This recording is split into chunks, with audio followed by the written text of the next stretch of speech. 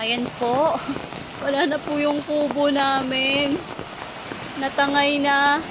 Ito na yung likod ng bahay namin.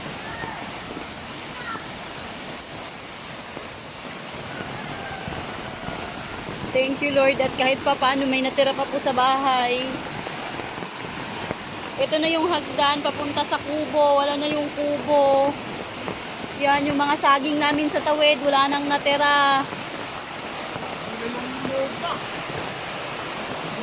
Pinasok? Pinasok talaga yan pa ng tubig. Kusog pang.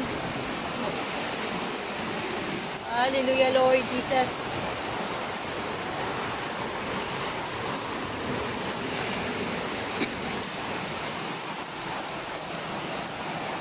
Pinasok yung bahay namin. Wala nang natira sa halaman namin kahit isa.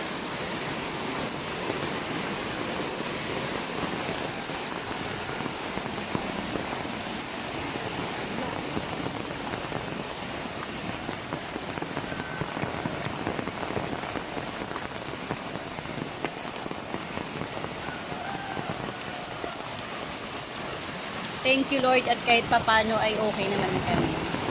Praise God.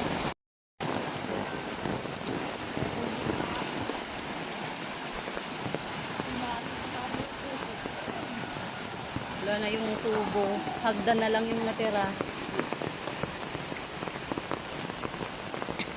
Ayan, puro putik yung bahay namin. Ayan.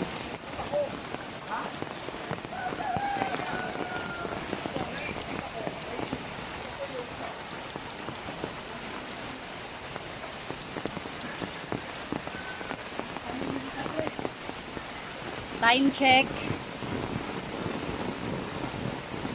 5:59 ng umaga.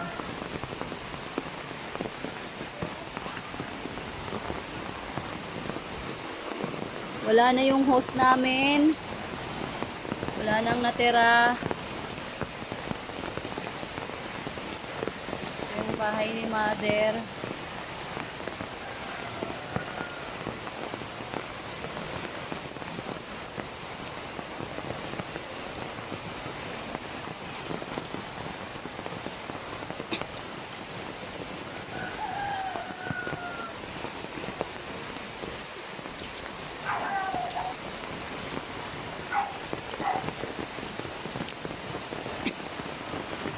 Yung bangka nasa basketball court na.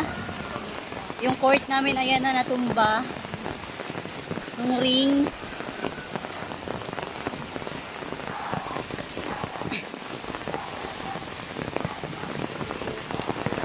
Ayan na yung mga bangka.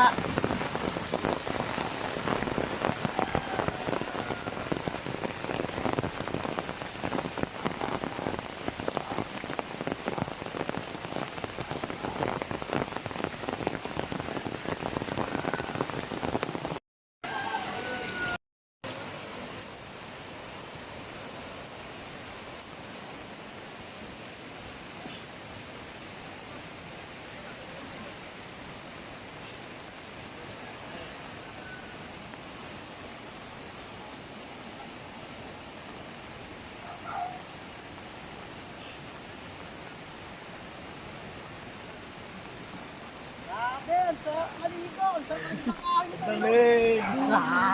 Dalig! Parang namang ano yung dagat. Walang dagat naman.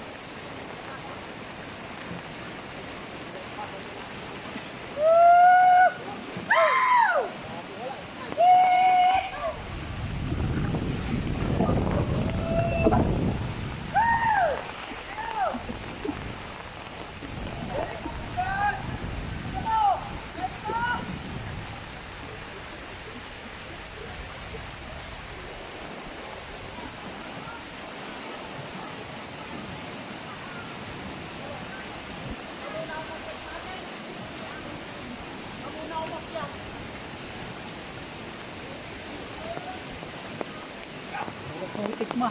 Buksan ko na.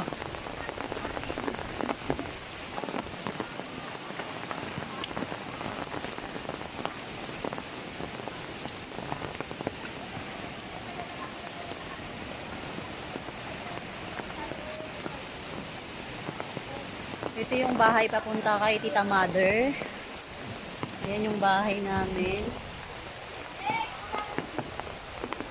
Ayan. Pinasok talaga kami ng tubig dito.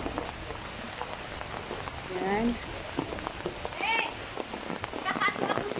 Tita, mamaya ka na umakyat sa... Oh, wala ka ng hagdan. Mamaya ka na ta umakyat at papaayos natin kay Choling yung hagdan mo. Kahit hagdan lang O mamaya mo na i-check yung bahay mo. Ako nga hindi rin pumasok. Ito, mahalan mo ng picture. Patungan ko ako ng picture kung sa may guba na yun. Sige, sige ta. Alam mo yun, parang hindi ko matanggap. Ako nga din ta yung bahay. Wala eh. Yun yung kabuhayan ko. Napakaganda dati natin. O, okay lang ta, basta safe tayo. Yun ang mahalaga. At hindi tayo pinabayaan ng Panginoon.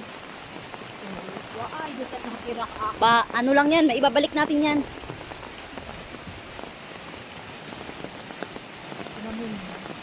Alam mo, naano yung isang gram na yun. Saan yung pa namang gram ang naano. Hiyaan mo na ta. Wala na tayong magagawa dyan. Dito niya sa may kusina. Baka may mga ahas pa dito tita.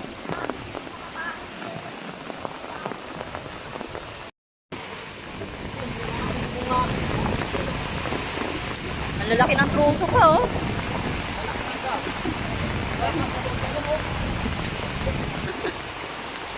Wala nang natira sa kubo. Buti ka kami, bangka mo rin, binabalik no.